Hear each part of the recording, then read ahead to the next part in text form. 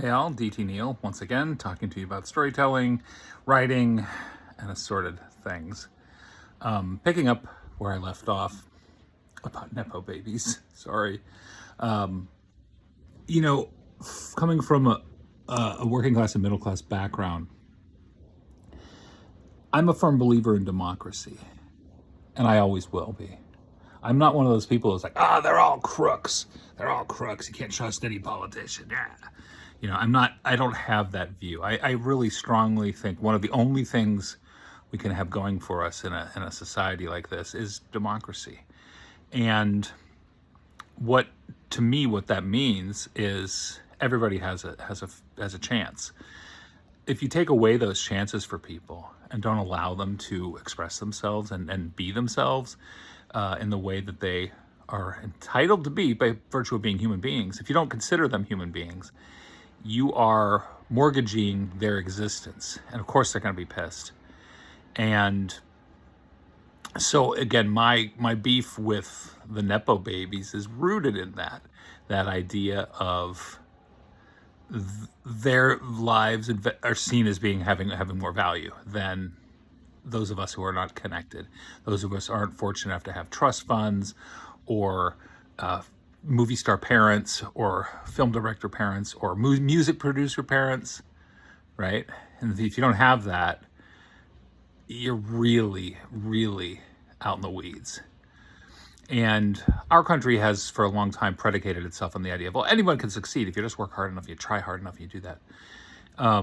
That's, I think, part of our fictional narrative that we have as a society, because the idea that, oh, well, anyone can become a superstar, anyone can do that, is really intended to keep everyone from clenching their fists and seeking a more equitable society by their own hands. And that mythos is out there a lot for people, and a lot of people have heavily internalized it and say, well, if I don't do that, then it's on me. If I didn't do this, without understanding just how stacked the odds are against you for anything like that. And the thing for me as a writer, one thing that the hard lesson that I learned in doing this for decades now is, and this is going to sound weird, I suppose, from a non-writer perspective, but I didn't realize that writing the book was only like a part of it's almost like the catalyst. That's a catalyst of the journey. That for me, like, making the book is that's the show. Like, you're going to write the book.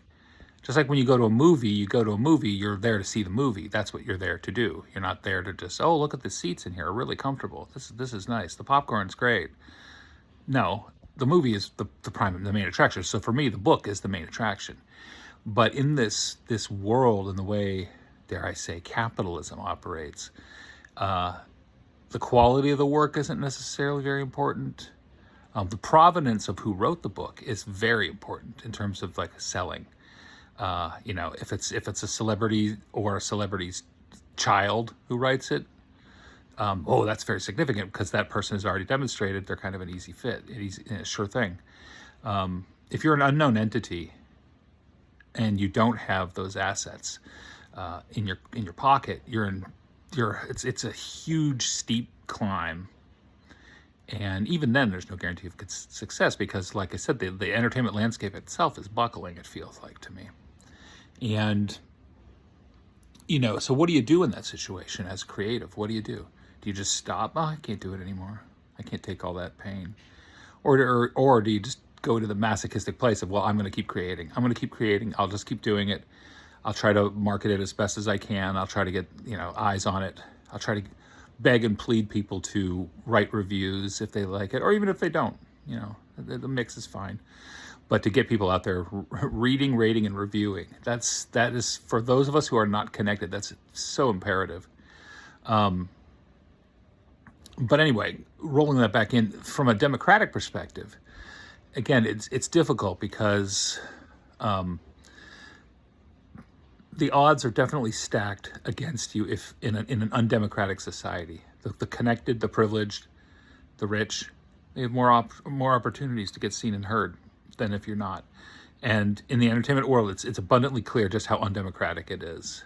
It is not. There's no egalitarianism at all in it. No sense of that. And again, not everybody merits a place at the table, the creative table. Not everyone really does. The creative do. The people who are doing it and are working hard on it and are actually dedicated to their craft. There should be resources for those folk to be able to continue to do what they do, because it does add to the society. Otherwise, you end up in a society where only the rich, privileged, and powerful get to say anything about anything. They're the ones who get the attention, and their narrow perspective is the only thing that carries through. Like, I look at something like White Lotus, and I could talk a lot about White Lotus because it's a fun show. But White Lotus lays out these privileged people and skewers them. Mike White does a good job with that. And one could watch those characters and think, are these people better than you and me? No, they're actually worse in many respects. Or there's nothing special about them. They merely have more money and more leisure. And that's what makes them better.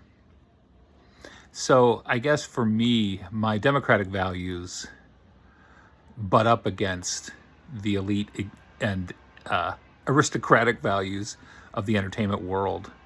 And I think that's a definite conceptual challenge. It's difficult to deal with that as an unconnected creative. And, all I can do is try to write as well as I can. I love to write. I mean, that's what I enjoy. That's what I love most. The most meaningful thing for me in terms of my personal self-actualization is writing. And I will continue to do it, even though I recognize it as an absolutely ruinous, painfully sadistic landscape. It's very hard to work your way through it. And in a just and democratic society that valued creatives and creative people, there might be resources that could go to help people in that situation, in my situation. Instead, they're going whole hog with AI, which to me feels like, again, the owning class going, you know what? Screw the writers, screw the singers, screw the actors. Let's just let AI do it and create these. Then let's just let that take over. Like, to me, that's the end result of that aristocratic mindset, and it's a problem.